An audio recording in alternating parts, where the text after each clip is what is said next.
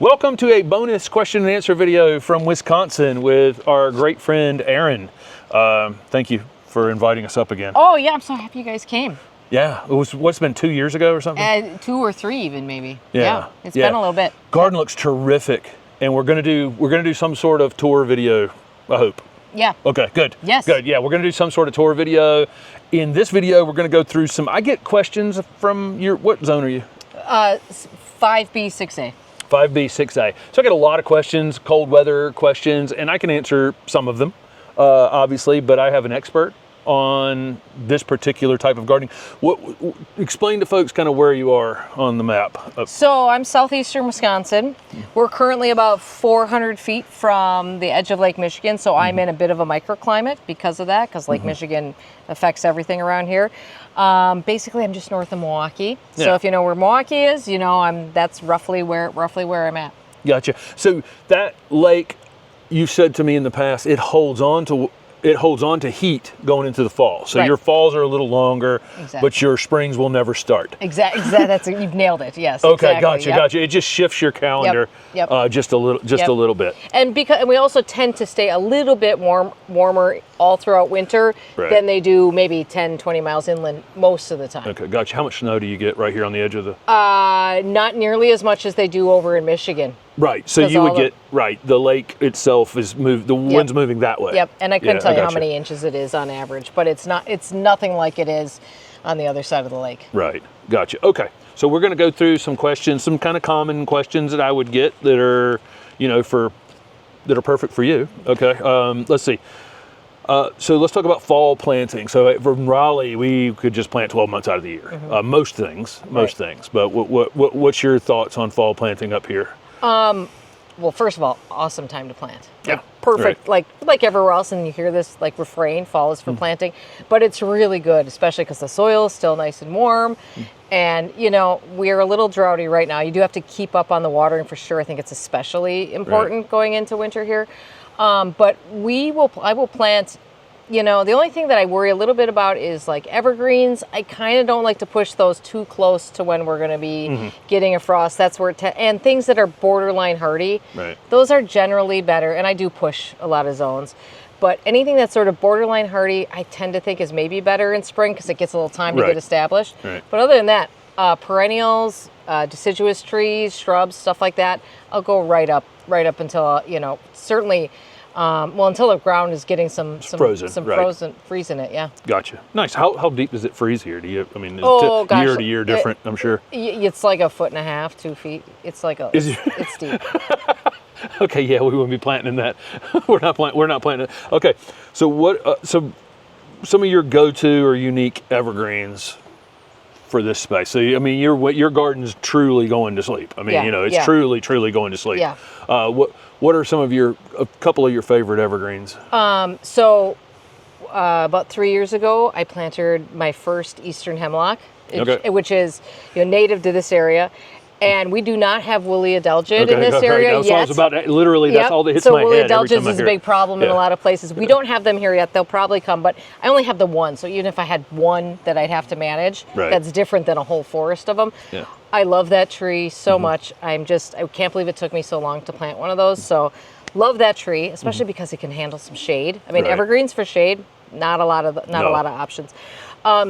We grow all of the very large trees on this property. The really old ones are Norway spruces. Oh, gotcha. And they grow like weeds around here. I see one. It's unbelievable how big Norway spruces. Yeah. Clearly, Norway spruces are happy here. Yeah.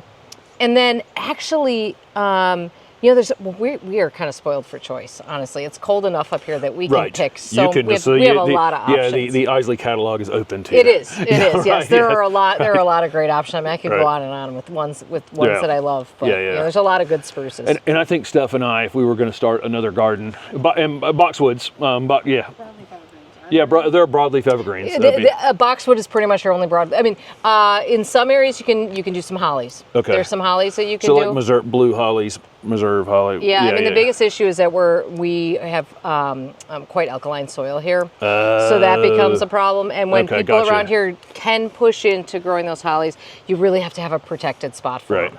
So, but boxwoods are very alkaline tolerant. Boxwoods are broadleaf evergreens. Right. Yep. Yeah. Okay. There you go. Let's see. Special things and considerations for overwintering.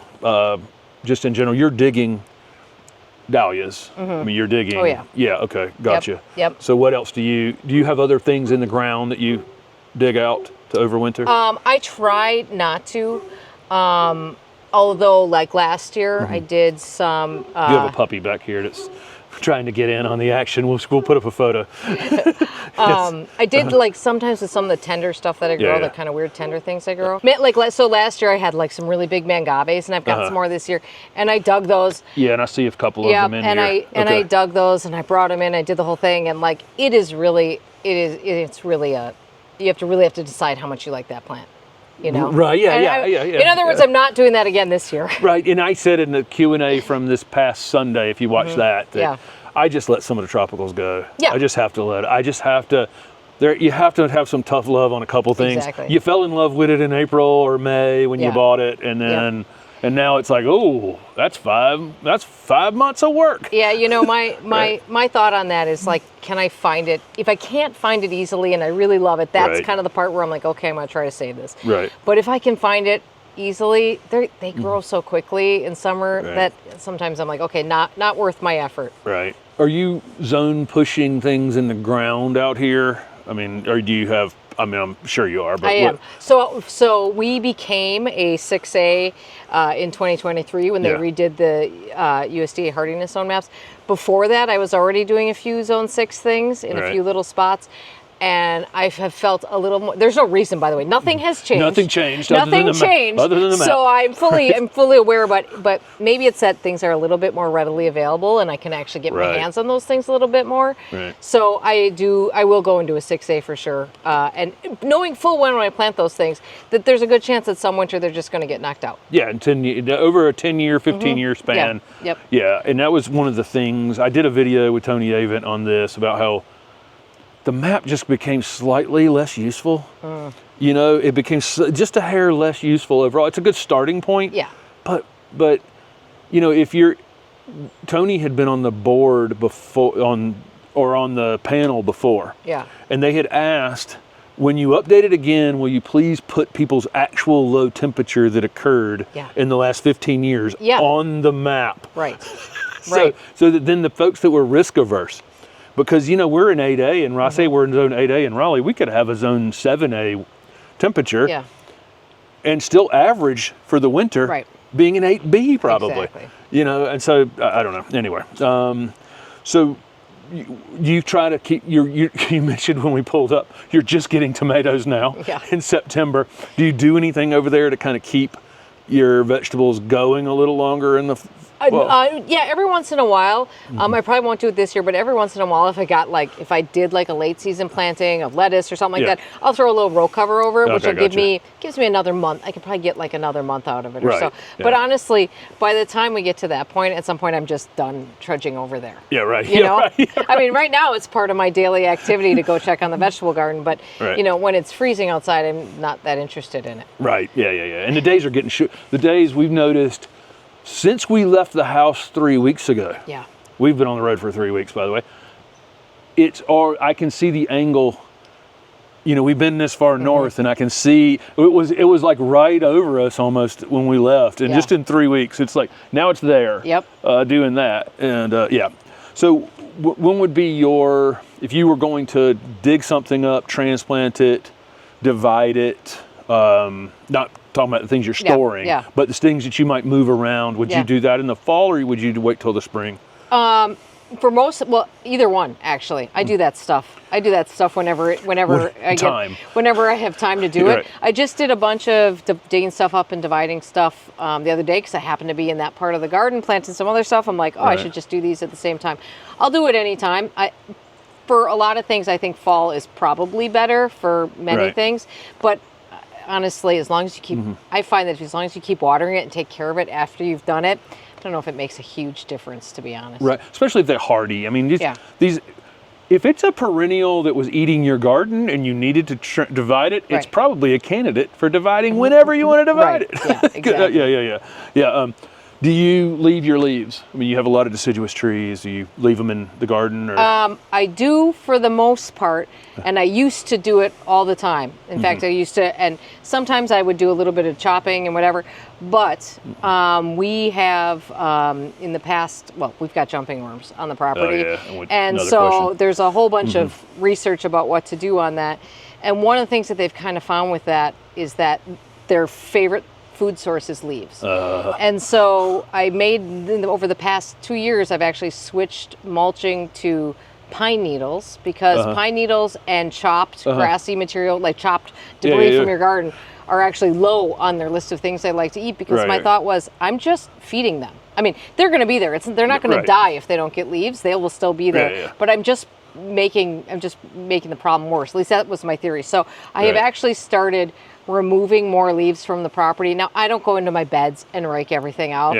I'm not going to do that. But I don't actively put more leaves in as a mulch like I used to. Right, yeah. Isn't that wild? So we'll cover jumping worms since we're here on the topic. Yeah. We get the jumping worm question nonstop. I know we will have jumping worms in our garden in Raleigh. We don't currently, and we will be washing our shoes when we leave this. When we leave this place, our tires will be hosed down. The bikes will be. So, but how have you dealt with this? I mean, garden looks beautiful, so I don't see. I mean, if anything, it's better than when I was here last time for sure. So I think, first of all, I've been following. No one really. The answer to Well, first of all, maybe we should back up and say that jumping worms are a few species of invasive worms that came from Asia on plants, on crates, on shipping material. Right. No, I don't know. It doesn't matter. They've been around for a while. Yeah. I believe they were found in Wisconsin in, I think, 2014 at the Arboretum in Madison. Yeah. I'm pretty sure they came to my garden. I think I got them in 2016. Ooh, so you've with had it lotus soil. I'm pretty sure. I can't say for sure, you never really know, but I'm pretty sure that's how they got here. And that's how most people get them, is they're in bulk materials that you buy. They're in plants, depending on where they're getting them from. And you can't spot the eggs. So that's how they're going to get everywhere. And I think the last time I saw, they're in 23 or 28 states. Yeah, and we've got that. people in North Carolina. They're telling us they're in North Carolina. So that's what jumping worms are. And they're once you see them and you can recognize them, you know them when you see them. Yeah. And they kind of slither around and they behave oddly. So what I've been doing kind of is following the science on it as much as I can. And fortunately, a lot of the research that's being done on is actually being done in Wisconsin. So I just sort of see what they're saying is the latest. And unfortunately, so far there's no definitive answer. There's a lot of things they're trying. And one of the things that they've talked about, in addition to the mulch thing that I just mentioned, is it's kind of looking like this is not a situation where we're probably ever going to get rid of them, at least until some species start adapting to eat them. Which is going to take. I think that's happened with lanternflies, where they're moving, but the places where they originally from, we didn't see a single one in Philadelphia 3 years ago. Yeah. You couldn't walk down the street without crunching them. Yeah. So I feel like things do figure things out. Yeah. But So until we get some species that are actively using them as a food source. Basically, the advice has kind of been like, plant things that are have thicker roots or deeper roots. Right. And jumping worms live in like the top, usually 4 inches of the soil. So if you can get something that establishes roots below that, the idea is that hopefully, they will be resilient to that, and they'll be getting their water down there. I do have to start with larger plants, though. Smaller plants in an area where I have a lot of jumping worms. The roots tend to get eaten on them. And the other thing that I've been doing actually, and this is one of those things that there's no real science behind it, but there's sort of anecdotal evidence about it. I've been using biochar. I've been using a lot of biochar. There's some suggestion that they don't like the feel of biochar. Okay, I got you. But at the very least, biochar does help keep moisture in the soil. So at the very least, you're getting that benefit from it. So I've been using some of that too. But it's kind of a trial and error thing. But for the most part, what I've been trying to do is just go on with my life and garden, and not get too upset about it, because it's jumping worms here. It's going to be something else the next time, and there's Yeah, always right. it's always going to be something. We're never going to be rid of these things. So the sooner you can just kind of get your head in a place that you adapt as much as you need Right, to, yeah. and then go about your way and enjoy your garden, I think the better it is. So you mentioned something like Baptisia that has a taproot. You know, things Yep. that can get down below them, and then if you only buy one that's this big, Right. it's right in the range until it gets the taproot. Exactly. So buying a bigger one, Yep. yeah. Yep. So people are going to spend more money. That's the answer. Yeah. No, it's not Right, the answer, but right, you know what I mean. right. Okay. So do you do any gardening activity once this thing kind of the snow shuts you down, the ground is frozen? Do you do any gardening activities? Do you outside of? I mean, No. okay. Well, you Winter, winter is well. First of all, winter is. I mean, I am a summer person, and I would take a summer I would love a summer all the time. But I will say that forced break that we get in winter, it is very restorative, and so that's Right. when I'm designing stuff and planning stuff and really mapping out my plan for the Right. coming year. Right. And then I do a lot of seed starting. So starting in February, March, then I do a lot of seed starting inside. right. But Nice. that's pretty much my gardening then. Nice. Well, I tell you what, this is, we love coming up here. Your garden looks great. You guys are going to see that in a video within a few days of this one, I hope. And so it won't, but your planter, this planter, we won't cover this. Let's cover this one now. Okay. What did you do this year in your mega planter? Yeah, so this is my really big window box. It is 6 feet long, and I think it's 14 feet deep because Right. I had them make it wider so I could Yeah, put yeah. more plants in, and it's probably 10 inches down. So this year we did, oh my gosh, so many things. So the thing that's kind of going nuts right now is sun patience. That's coral sun patience. There's what's kind of left. They're still making their way here. Is some super bells. That's the magic grapefruit. Plectranthus guacamole, which I love. Secretia or Transcantia, whichever it's called now. Purple heart. Up there is Cordyline. it's the cordyline from Southern Living Plants Charlie collection. boy. Design-a-line. Design-a-line. Design-a-line, that's the one that's cordyline. There's narrower. 3 of those up there. Yeah. Behind that, there's actually some Chartreuse coleus, and then going up the sides, I've got Fiona Sunrise Jasmine growing up there. Okay, yes. So you can pack a lot in a big, but we got these little. And there was there's wire vine in here, and there's a few I see things the that mullenberg. yeah, and there's and there was, and this is like the last vestiges of scaevola in there too, but that's been pretty much eaten by this point. But yeah, it's beautiful. Thank you. Yeah. Thanks. Thank you guys for following along with the channel, and thanks to Erin. Yeah, thanks for coming. I love having you guys up here. Okay. So. Thanks, guys.